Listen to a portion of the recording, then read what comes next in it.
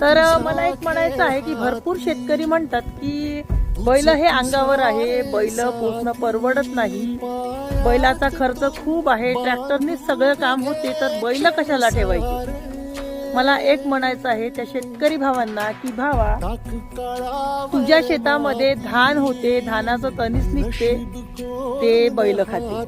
तुझ्या शेतामध्ये ज्वारी होत असेल, त्याचा कडबा सुद्धा बैल खाते. तुझ्या शेतामध्ये हरभरा होत असेल, त्याचा कुटार सुद्धा बैल खाते. मग बैल हा अंगावर कसा सांग बरं. तुला ओरिजिनल माल मिळते आणि वरचं जे आहे ते तर बैल खाते ना. मग बैल अंगावर कसे काय सांग बरं. बैल हे अंगावर नाही बरं भावा. बैल आहे तोपर्यंत तुझ्या घरी लक्ष्मी आहे. ज्या दिवशी बैल बाहेर निघेल ना, त्या दिवशी तुझी लक्ष्मी सुद्धा त्या बैलासोबत चालली जाईल.